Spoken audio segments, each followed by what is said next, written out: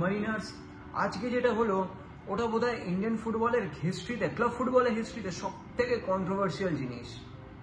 আর সেটা হচ্ছে আনোয়ার আলীর এনওসি দেয়া, নো অবজেকশন সার্টিফিকেট দেয়া আর ওর কন্ট্রাক্ট টার্মিনেশন করা।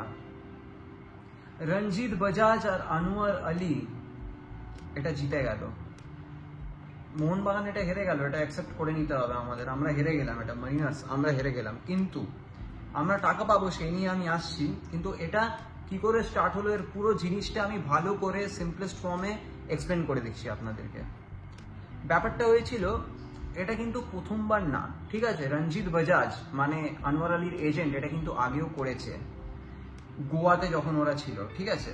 যে আনোয়ার আলী দিল্লির প্লেয়ার, ঠিক আছে, ও লোনে গেছে গোয়াতে, ঠিক আছে, এবার গোয়াতে খেলছে। ওরকমই ও লোনে এসেছিল আমাদের এখানে, ঠিক আছে, মাল্টিপল ইয়ার্সের লোনে ওর কন্ট্রাক্ট ছিল। আর এই যে লোনে কন্ট্রাক্ট ছিল মানে কিন্তু আমাদের প্লেয়ার না, এটা কিন্তু না, ইন্ডিয়ান ফুটবল এরকম হতে পারে। গ্লেন মার্টিন্স আমাদের টিমে কত বছর ধরে খেলছে আপনারাই বলুন? অনেক বছর ধরে খেলছে, তাই না? ও কিন্তু লোনে, ও আমাদের প্লেয়ার না, ঠিক আছে, মানে লোনে প্লেয়ার, অবশ্যই আমাদের প্লেয়ার। তো ইন্ডিয়ান ফুটবলে এই লোনে আসা মাল্টিপল ইয়ার্সের জন্য এটা খুব কমন জিনিস, ঠিক আছে? আর এইবার ও লোনে আমাদের এখানে এসছে, আমাদের এখানে এক সিজন খেলে, সবকিছু ঠিক আছে, ঠিক আছে, আমরা জিতিয়ে দিলাম, ট্রফি দিয়ে দিলাম আনোয়ার আলীকে, ঠিক আছে।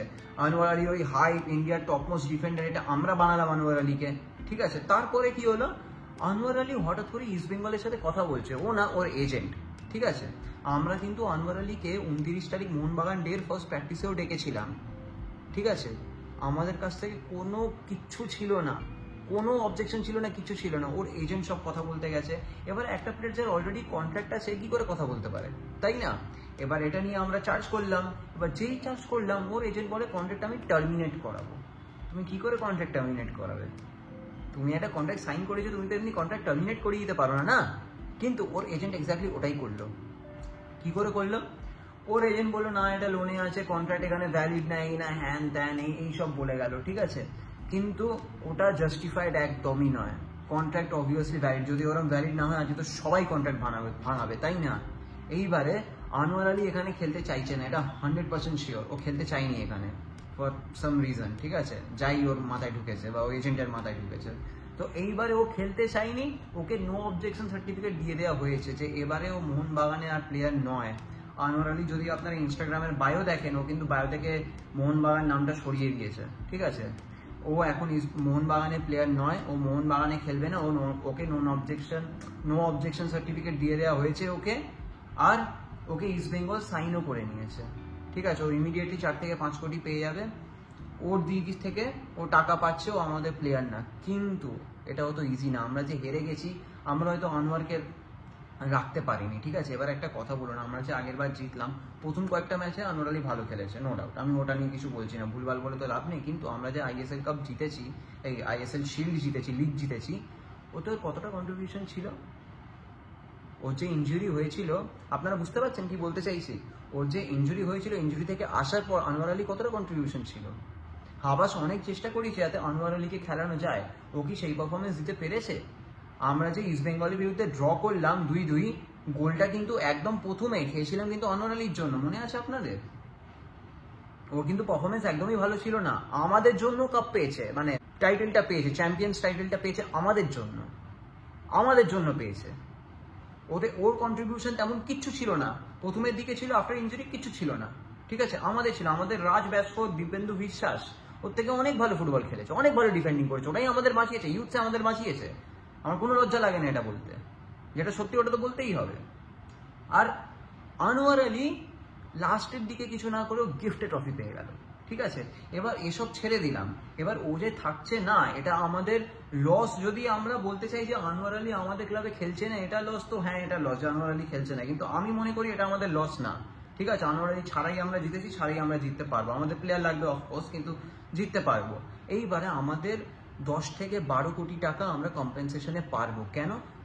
কন্ট্রাক্ট টার্মিনেট করা হয়েছে, ঠিক আছে। যে কেউ কন্ট্রাক্ট টার্মিনেট করতে পারে না। কন্ট্রাক্ট যদি টার্মিনেট করে তাহলে তাকে পুরো টাকা দিতে হবে। মোহনবাগান 20 কোটি চেয়েছিল, ঠিক আছে, ওটা আমি জানতাম হবে না, 15 কোটিতে নেমেছিল।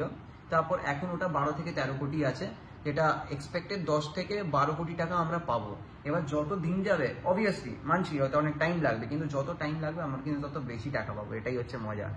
টাকা আমরা পাচ্ছি। 10 কোটি টাকা দিয়ে মনে আছে কি হয়েছিল আগের বছর? আমরা জেসন কামিন্সের মতো ওয়ার্ল্ড কাপারকে এনেছিলাম, যে ওয়ার্ল্ড কাপ খেলেছে, মেসির সাথে খেলেছে, ঠিক আছে, যে চ্যাম্পিয়ন হয়েছিল আর্জেন্টিনা সেই টিমের সাথে খেলেছে জেসন কামিন্স। তাকে আমরা মাত্র 27 বছর বয়স ছিল তখন, আমরা এনেছিলাম মাত্র আমরা এনেছিলাম 10 কোটি থেকে। এটা হচ্ছে 10 কোটি ভ্যালিউ ইন্ডিয়ান ফুটবলে, ঠিক আছে।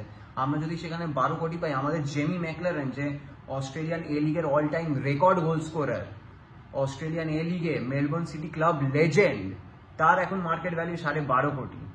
তাহলে বুঝতে পারছেন 12 কোটি 10 কোটি এটা কত বড় টাকা ইন্ডিয়ান ফুটবলে। তো এই টাকাটা যদি আমরা পেয়ে এরকম বড় বড় প্লেয়ার আনতে পারি, তাহলে এটা কি আমাদের লস? অফকোর্স লস না। এবার দেখতে হবে কত টাকা দিচ্ছে, কত টাকা আমরা পাবো। আর এটা ডিসিশন যে আমরা কত টাকা পাবো ওটা 22 তারিখে আমরা জানতে পারবো। আরেকটা কথা, এই যে টার্মিনেশনটা হয়েছে এটা যদি আনজাস্ট প্রুভ হয়ে যায়, এটা তো আনজাস্ট, ফুললি আনজাস্ট, কিন্তু যদি এটা কোর্টে প্রুভ হয়ে যায়, ঠিক আছে, যে এটা আনজাস্ট, আনোয়ার আলী কিন্তু সাসপেন্ড হবে।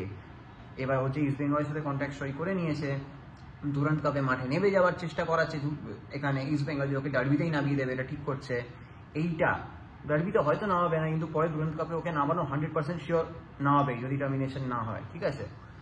এই যে টার্মিনেশনটা করলো আমাদের কন্ট্রাক্ট, এইটাতে ও ব্যান্ড খেতে পারে, স্পোর্টিং ব্যান্ড। যে তুমি একটা আনজাস্ট টার্মিনেশন করেছো, টাকা তো দিতেই হবে ক্ষতিপূরণ, কারণ তুমি ক্লাবের প্লেয়ার, তুমি কন্ট্রাক্ট ভাঙিয়েছো। কন্ট্রাক্ট তো দিলে এমনি এমনি যে কেউ চলে যেতে পারে না, কন্ট্রাক্ট ভাঙাতে গেলে তোমাকে টাকা দিতে হবে, সেটা তোমাকে দিতেই হবে। 10 কোটি 12 কোটি যতই কোটি বড়, মোহনবাগানকে দিতে হবে। তাছাড়া ওকে ব্যান্ড লাগিয়ে দিতে পারে স্পোর্টস থেকে, মানে ফুটবল থেকে, যে কোনো ক্লাবের হয়ে এত টাইম পিরিয়ড অবধি খেলতে পারবে না, একটা ডিউরেশন দিয়ে দেবে। ওটা 1 সিজন হতে পারে বা কি হতে পারে, ওটা কোর্ট ডিসাইড করবে, হতে পারে অনেক বড় কিছু হতে পারে। এবার এটা তো আমরা 22 তারিখেই জানতে পারবো, কিন্তু এটা হলো ফুল কমপ্লিট সাগা, যেটা আমি খুব শর্টে সিম্পলি বলে দিলাম যেটা হয়েছে। কারণ যেটা হয়েছে এটা ইন্ডিয়ান ফুটবল, শুধু মোহনবাগানেরই না, ইন্ডিয়ান ক্লাব ফুটবলের হিস্ট্রিতে সব থেকে বড় কন্ট্রোভার্সিয়াল ডিসিশন যেটা হলো এই কন্ট্রাক্ট টার্মিনেশনটা। আর এটাতে আমাদের কি লস, যেটা আমি বললাম, যদি আপনাদের মনে হয়ে থাকে আনোয়ার আমাদের খেলবে না, তাহলে আমাদের লস। যদি আপনার মনে হয়ে থাকে মানে টার্মিনেশনের কথা, টাকা আমরা পেয়ে যাব, এটা নিয়ে কোনো চিন্তা নেই। কত টাকা পাবো, কবে পাবো, এবার আনোয়ার কতদিনের জন্য সাসপেন্ড হবে কিনা, যদি হয় সব 22 তারিখে জানতে পারবো। তো এই ডিটেলসটাই আমি আপনাদেরকে দিয়ে দিলাম। আপনি বলুন আপনার আনোয়ার আলীকে নিয়ে কি থট। আমার তো থট এটাই যে আনোয়ার আলী ছাড়াই আমরা জিতবো, আনোয়ার আলী ছাড়া আমাদের কোনো নিড নেই, দরকারই নেই আমাদের আনোয়ার আলী, ও ছাড়াই আমরা জিতবো। আমরা ডিফেন্ডার নিয়ে আসবো, ঠিক আছে, আমাদের যে ডিফেন্স আছে, টিম ভালো আছে, আমরা ও ছাড়াই জিতবো। ও ছাড়া জিততে আমার কোনো অসুবিধা নেই, আমরা ওকে ছাড়া আবার চ্যাম্পিয়ন্স হয়ে দেখাবো। আপনার কি থট আপনি আমাকে নিশ্চয়ই কমেন্টে জানান। আপনার যদি ভিডিওটা ভালো লেগে থাকে তাহলে লাইক করুন, চ্যানেলটাকে সাবস্ক্রাইব করুন, ভিডিওটাকে শেয়ার করুন। আর আপনার কি মতামত আপনি কমেন্টে জানান। Till then, thank you for watching. Until next time, জয় মোহনবাগান।